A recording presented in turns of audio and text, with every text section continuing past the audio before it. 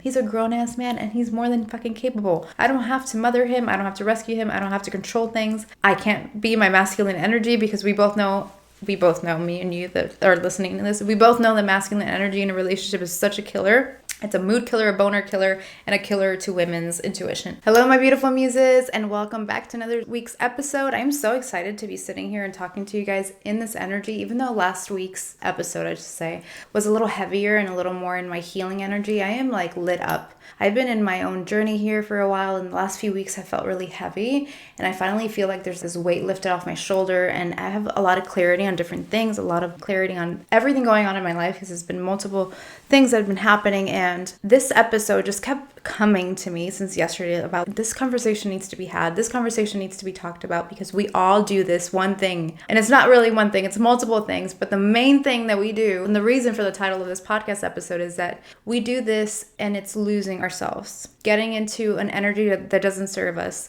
mothering our partners, losing sight of why we even started this relationship, losing sight of who the person that we're with is, all these things. It's all the same thing, but they're different things. And so I want to go in there. I wanted to come on here and talk about all these different ways that we do this as women and how it really hurts you, most importantly, because if you're not good, the relationship won't be good, he won't be good, but it really affects you first, affects the relationship and how it affects him. Because at the end of the day, if we want a healthy relationship, it is also a responsibility to have enough self-awareness to see like where we fall into these traps and into these patterns and into these ways of not noticing that we're putting way too much energy on him and the relationship and not on ourselves, and how unhealthy that can become. And so I wanted to get on here, and we're going to start off with a little story first, because if you don't know or you haven't heard a lot of my episodes, I was married at some point. I was married at 23 and I got a divorce at 30, where I hit like a quarter life crisis. There was this whole thing that happened, but I realized, and as I was thinking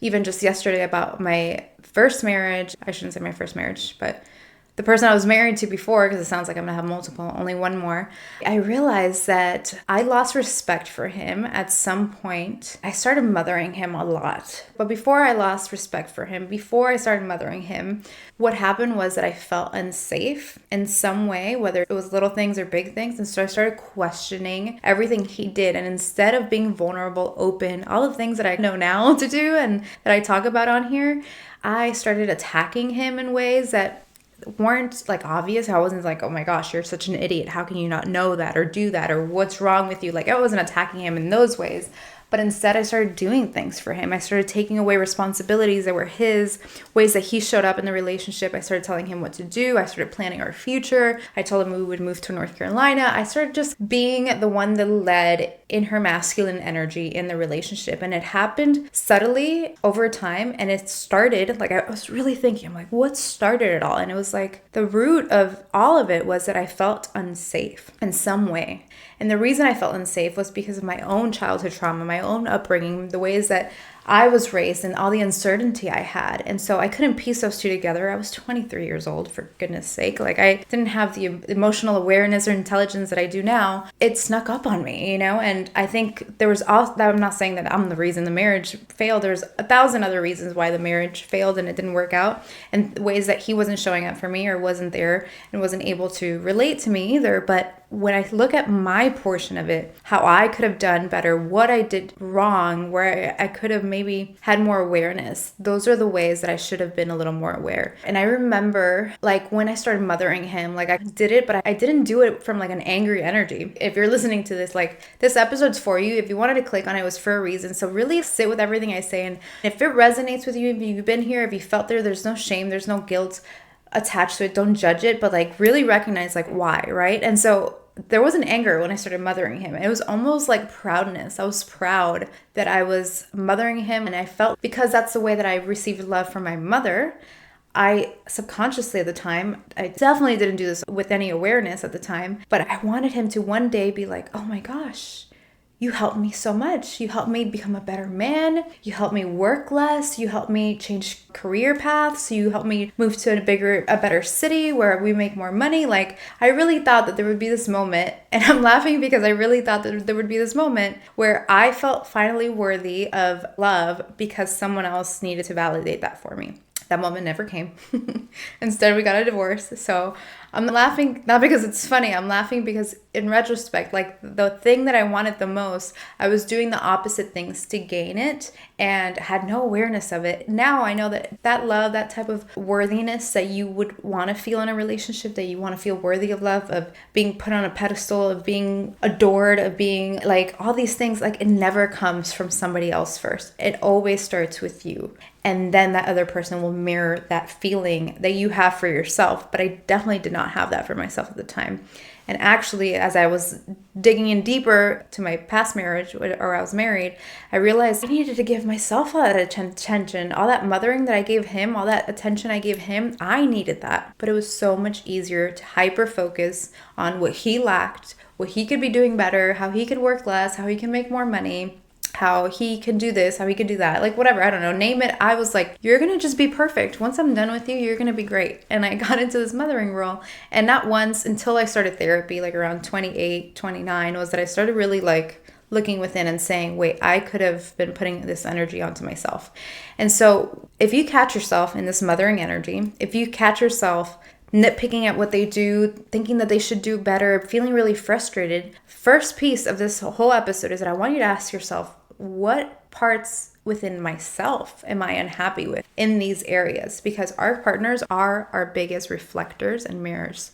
And so if you're nitpicking at your partner and you're so annoyed at whatever they do or don't do, it's usually the one thing you're most annoyed on about them is what you lack the most in yourself, or you lacked as a child. Like, it's the one thing that you never gained or got from your parents. So let's say that they're not emotionally available, they couldn't do this, they can't do that. That's usually what you didn't get growing up. And that's just the truth. And it's also what you lack the most in your life. And so you want that partner to give you that. But it really all starts with you. And I think in a relationship, if two people are willing to grow, that dynamic can shift and you both start growing and noticing these parts of each other and bringing them together into the relationship and dissecting them and being there for each other and creating a safe space. But it does take two really aware people. And usually it's harder in your 20s. It just is. Like in your 20s, you don't really know who you are yet. You're still trying to figure it out, but it's not impossible. And so ask yourself that question first. What can I be giving to myself? And what about them annoys me, angers me so much that I am not willing to look at within myself? Because everyone's a reflection of us, especially our romantic relationships. And then another little story I'm going to give you was after my divorce, I jumped right into another relationship because I could not be alone. I didn't realize that at the time, but I just needed to be with somebody. I needed to feel the presence of somebody. It was hard for me to just be alone and just be with myself. And this person was an amazing man. Like, my ex was an amazing man. I was with him for a couple years. He was a single dad. Like, he was a great person, a great heart, great just human being. But he was not the person for me. There was clear signs of who I am and who he was, that there was no way that relationship should have lasted even 2 years. And I saw them all and I just ignored them. And they were like core value things, like things not only that I was interested in that he wasn't interested in, but just things that I valued that he didn't value, or vice versa. And I ignored them on purpose because I was like, I'll just change them. I'll just change them in him. Oh, I don't like the way he dresses. Well, I'll just change that. Oh, I don't like the way he speaks. I'll just change that. I don't like the way that he doesn't like luxurious things like I do. I'll just change that. He doesn't like to travel. I'll change that. He watches the news. I'll change that. Like, anything that he did that I did not like, I was like, I'll change that. And this was like really obvious. Like, this wasn't like my marriage where it snuck in. Like, no, this one was easy for me to pinpoint all the ways that I wanted to change him. And he also allowed it. Like, he was a people pleaser in a way. He just said yes to anything I said. He was just going to do anything I said. And so it was easy for me to get into that role. And then I was so exhausted. I like completely lost myself in that because I realized, what am I doing? And so in the relationship, I actually started going deeper within myself, how I showed up in relationships, started doing all these different types of therapies. And that really helped me. But also, choosing a partner that doesn't align with you is a way of not loving yourself. It's a way of not showing up for yourself. And so ask yourself, even now, are you with a partner that isn't a good match, but you think I could just change him to be a good match for me? And these are like core things, alignments that you'll feel are not aligned with yours. Whether it's big things like religion, politics, how they like to be around family and you don't like family, how he had a child and I didn't want a child. So there was all these different things. Like, ask yourself, like, am I in alignment with the person that I'm with? Or am I with him thinking like he's going to change and be a different man? Actually just had a brief conversation with an old girlfriend of mine. We've been friends for like, I don't know, 15 years probably now, or maybe even more. And I remember she was going through a breakup, or I was going through a breakup. I can't remember. And I said to her, I heard this, and I cannot ever for the life of me remember who I heard it from. But it was like, if that person didn't change a day in their life, would you love them? Can you love them that way for the rest of their lives? This doesn't mean that you accept behavior that hurts you, but can you be with somebody and not want to change them for the rest of their life? And if the answer is no, then you shouldn't be with that person. Because here's the truth. A person will only change if they feel like it's aligned with them and if it's their time to change. I couldn't change in my marriage if my ex saw those things. Let's say my ex-husband saw those things and was like, you're mothering me, you're doing this, you're doing that, you need to get your shit together, you need to work on your mommy issues, you need to work on your daddy issues. That stress that you're feeling, the overwhelm that you're feeling, the anxiety that you're feeling, it's all normal. And actually, so many women, we experience this on a daily basis. I know I did. For years, I was either overwhelmed with my emotions, of reacting to them, or I was numbing them and trying to escape the uncomfortableness of the emotions. And for the last 6 years, all I've done is create emotional mastery within myself, learn to love my emotions, process my emotions, and I created a free 4-step guide to help you do the exact same thing. You will learn to recognize your emotions, process your emotions, release your emotions, and then communicate your emotions to those closest to you so that you can cultivate healthy relationships with others, but most importantly, with yourself. The link is right here. Sign up now.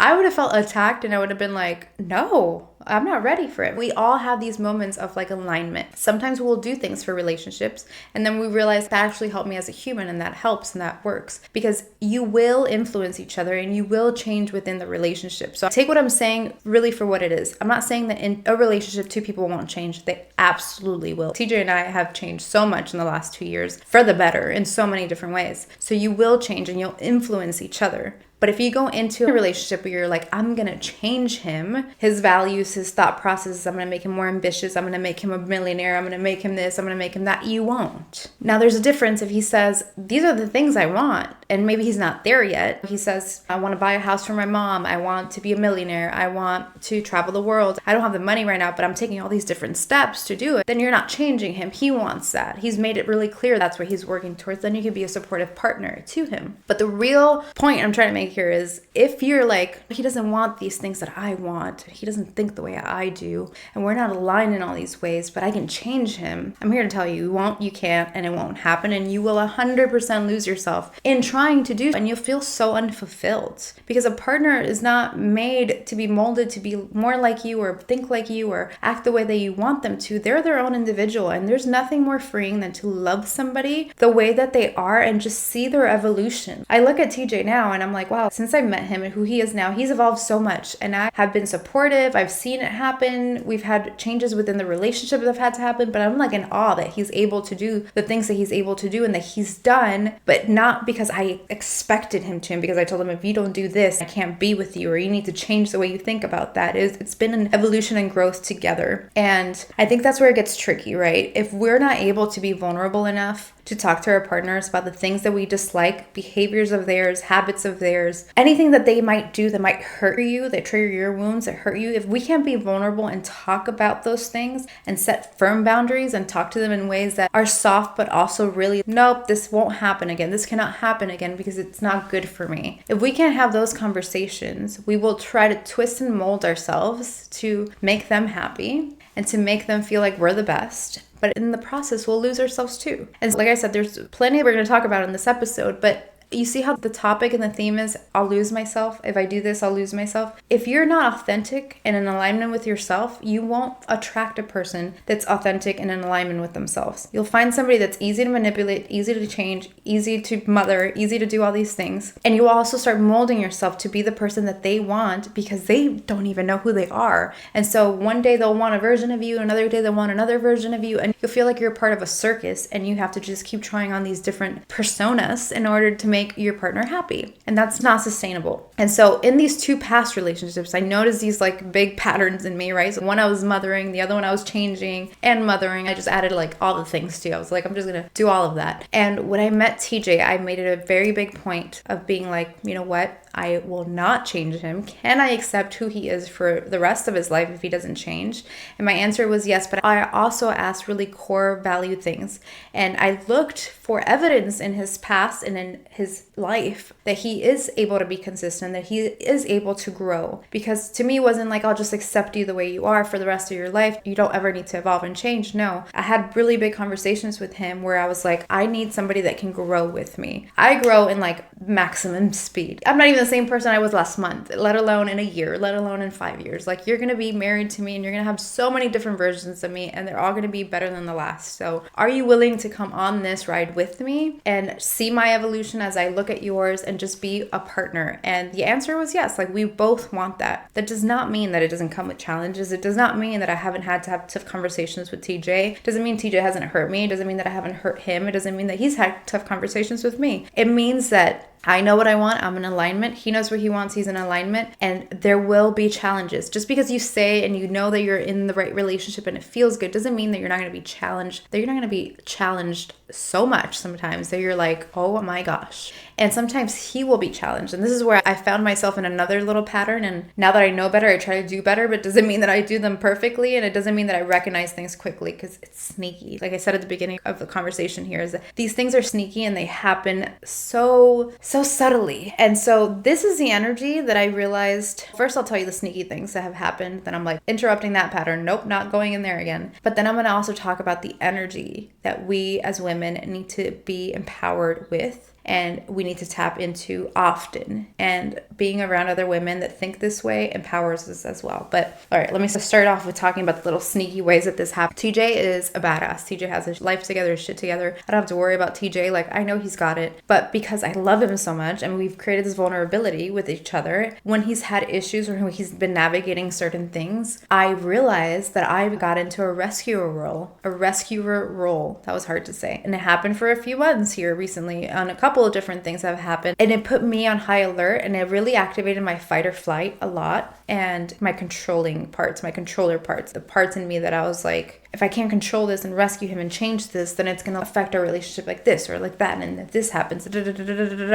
it was no longer me, Maria, and her intuition and her alignment and me flowing through life and like this yummy, crazy, amazing life that I've created for myself. It was like all my energy was either in my business or on him and how to rescue the problems and situations and things he's growing through. You see what I'm saying? Now I'm like, retrospect, bird's eye view up here. I can see it now. He's growing and going through things. As his partner means I'm going and growing through things too, but I don't have to rescue him. He's a grown-ass man and he's more than fucking capable. I don't have to mother him. I don't have to rescue him. I don't have to control things. I can't be my masculine energy, because we both know, me and you that are listening to this, we both know that masculine energy in a relationship is such a killer. It's a mood killer, a boner killer, and a killer to women's intuition is what it is. But I will tell you again, when it happened, and this is when it clicked, I was like, oh, it happened with my ex-husband. The moment I felt unsafe is when all of this started coming up. The rescuer, the controller, all the things that I also did and had to do growing up, because I felt instability in my life. I felt, well, now I've got to do it. If I don't take this into my own hands, like my mom's not going to do it. She was such a victim of life. Like she wasn't able and capable of showing up for me.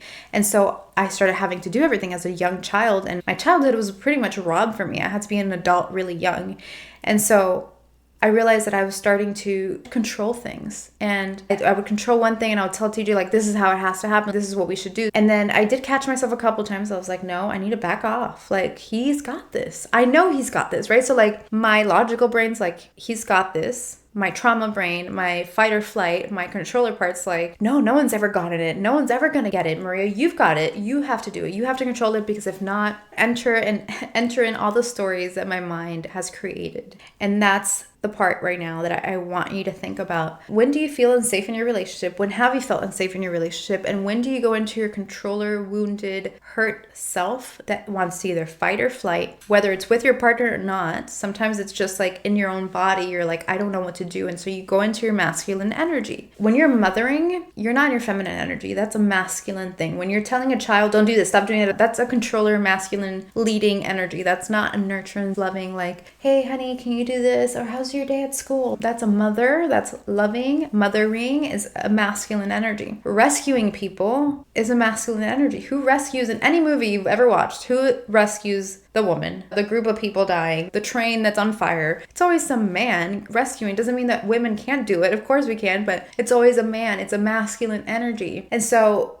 You will have situations where your partner is growing through things, being challenged through things. And like I said, it will affect you. But this is the powerful moment, right? This is where it needs to shift in your life and for yourself. And you have to be really clear on this. And you might not do it perfect. I'm not doing it perfectly. But you have to set clear boundaries on what that looks like for your life. How much of his challenges right now that he might be facing are you willing to take in? And it takes a lot of awareness, right? Like I'm working with my somatic practitioner now, and she's helping me even just get deeper within my body. And let's say that he came home from work and he wants to talk about a situation he's going through. I can say, oh babe, like I can have compassion to say, babe, that sounds really hard. I really want to give you all my attention. Can we talk about this in a couple hours? I'm still getting off like my work brain, or I'm on my period right now, babe. Really tuning in to yourself. And this is so challenging because as women, the reason we want to rescue men, we want to be like, come here, baby, is because we're nurturers, we're lovers. Like the moment the man's vulnerable with us that we love, where you see his guard and his shield comes down, where he's like,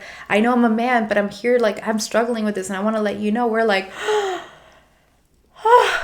I have purpose. My dreams have come true. I have purpose. I can rescue him. I can help him. Yes, you can. 100%. But you don't need to do it by rescuing him. Women, we're intuitive. We can see all the moving parts. We can see where a man can fail. We can see where a man is maybe not being his best, where he's maybe being manipulated, where he's being challenged, where he's being not his best self. We can see it all. And here's the beautiful part, is that we can see it all. So our role in a relationship as the queen of the kingdom that you're building with your king, right? You're building a kingdom with him. That means you have to respect him enough to know that he's going to make the right choices. And if you don't, you're not in alignment with him, you don't respect him, then that's probably not the right relationship. You can be like his counsel, right? You're the intuitive, loving counsel woman that he can come to for advice, for insights. But the moment you start trying to rescue him, the moment you start telling him what to do, how to do it, that's when you know you're rescuing. It looks like this. No, you shouldn't do that. No, I wouldn't trust that person. No, don't do that. No, why would you do that? No, it should be like this, like that. Like this, duh, like obvious. Like, how can you not see that? Do you not think that person is not a good person? Like, when you start doing that, you're rescuing, you're in your controller part, you're in your masculine. I've done it even recently with TJ and a few things. And I realized that's not my role in this relationship. It's not my role in his life. It's not my role in my life. I'm his intuitive counsel woman, right? I'm on my throne. He comes to me and he says, hey, this is like the challenge. I don't know what to do. And I get to just ask him questions to help him figure it out. Asking him questions like, oh, how do you feel about that? How do you feel about this? Also, putting in my 2 cents, to me, it feels like this. To me, it feels like that. Not you need to figure this out. Like, why can you see this? No, I feel this X, Y, and Z. I'm never wrong about my intuitions. I shouldn't say I'm never wrong. That sounds really pretentious. I'm never wrong when I feel something intuitively. That's been like a game changer in my life. TJ knows this. He knows that he's like with a very powerful person. He knows he's with somebody that's very opinionated. I know things before they even happen. I can feel them. I can see people's intentions. I can see it all.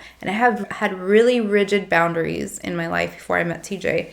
And there's things that in a relationship now just happen that shouldn't affect our relationship, but they will affect our relationship if we don't have our own boundaries as a couple and my own separate boundaries as his councilwoman, right? And so I realized that's true power. It's having faith in him, it's having faith in God, and it's letting go of the controller parts, letting go of my stress, fear thoughts that come through. And the biggest difference between your intuition and fear and stress and anxiety is that intuition, you just know. It's a knowing. Like it just happens, like something happens and you're like, that doesn't feel right. Stress, anxiety, stories that come up in your head. It goes from that doesn't feel right to, and that's all stress and anxiety. The truth is that as a woman, if you bring your man more stress, more anxiety, more what if stories, it's going to overwhelm him. It's going to overwhelm you, let alone a man that's not emotionally intelligent like us. It's just the truth. I'm not like dogging men. It's just the truth. Their emotional intelligence is capped compared to ours. So imagine if you ran with all your anxiety and crazy stories and stressful stories to him, it's going to overwhelm him. But you telling him that you feel a certain way and, hey, maybe look out for this, or how can I help? How can I support? Have you thought of that? What about this? that is a councilwoman, right? And I don't even know what a councilwoman actually does, but like, I just want him to know I'm in his corner and I am this wise person that he can come talk to about things, because that's how I feel about him and other things. So like, I would come to him and he's not judgmental. He tells me what he thinks, his own experience, and he lets me just figure it out. He's older than me too, so he's never given me judgment when I've asked him for advice on things or when I'm struggling through something. He just asks me questions, or he'll give me his point of view or his past point of view, how he struggled with something or how he overcame it. And I realized, even though I knew that is my only role in this relationship, and that puts power back in your life, because you can't control what happens outside of your life, outside of your relationship, other people, other things, other stressors, evil people, manipulative people, like all these things that can happen and will happen in your relationship, you have no control over. What you do have control over is your vulnerability, how you show up, how you demand to be treated, your own boundaries, and then you have to give him the freedom and have faith in him that he will choose the right things.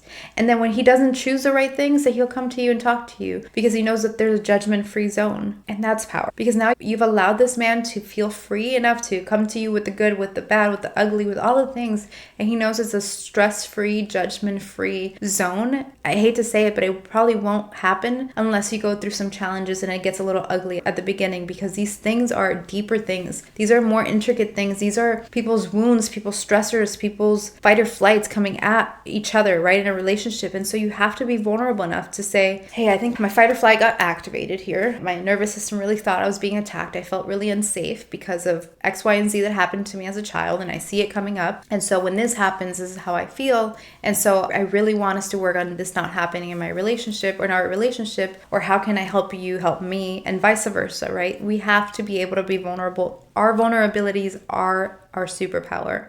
And then setting boundaries, loving boundaries, checking in with ourselves, like what feels good, and interrupting the crazy monkey story. When you feel wounded, triggered, all these things from your past, like your stories are valid, the things that you feel are valid, the emotions are valid, everything comes up as valid, but there are liars. That they're lying to you. They're just trying to keep you safe. All these things that come up are trying to keep you safe from past pain, but it's also limiting your growth for the future, for the relationship that you truly want, for the growth that you truly want. And so you have a choice. Anytime you feel triggered, you have a choice. Am I going to be the version of me I know I want to be, or am I going to let the past triggers, the past versions of me take over? We have that choice every single day. And set boundaries that feel good. And boundaries can be flexible. Some are flexible, some are big no's. Like some boundaries you've crossed in your relationship, or somebody crosses in your relationship, they're going to be hard no's, and they're going to be like, this could be a deal breaker if this boundary keeps getting broken, or if this boundary keeps just being ignored, right? So give yourself enough love and validation and bring it back to self. Like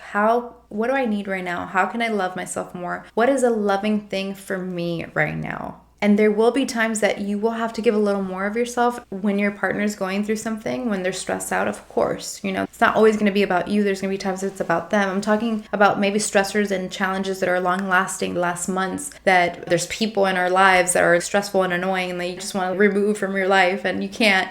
And all these different things really hone into who you are, what your boundaries are, what your alignment is, what you're willing to put up with and what you're not willing to put up with, because that's when real power comes. And then your man will want to come to you for things, because he knows that he's not going to be judged. You're not going to be yelling. You're not going to be frustrated. You're not going to make him feel less of a man because he didn't think of the 1,000 different things that you thought of. It's not your responsibility to think of every single case scenario, but it is your responsibility to be intuitive enough to guide him with your own intuition and guide yourself. And so don't lose yourself in a relationship. The whole point of this conversation is don't lose your energy. Don't pour more energy into him or your relationship versus you and your own relationship with yourself, because they will feel that burden. They will feel that stressor, and it will be such a boner killer in your relationship. And most importantly, you won't feel like yourself. You won't feel good about yourself. And so if it's happening now to you, if it's happened to you in the past, use this as a guide for it not to happen again, to see the patterns, to recognize the patterns, and pour into yourself as much as you can, and really tune into what you truly need. What's the best thing for you? Because you can only give from an overfilled cup. We all know this, but it's a good reminder for us. So thank you, Muses, for tuning in, and I hope you found this episode interesting, important, maybe gain some awareness from it. Whatever it is that you gain, please comment. I would love to hear from you. And also don't forget to subscribe and like the channel and share this video. If you are listening to it on just the podcast platform or anything else, just share it. That means the world to me. Leave me a review. Anything you do to support me helps me find more women like you. And so I appreciate that you're here. I appreciate that you listened to this episode. And if this resonated, I am happy to be here and be a sounding board for all you beautiful muses. And I will talk to you soon.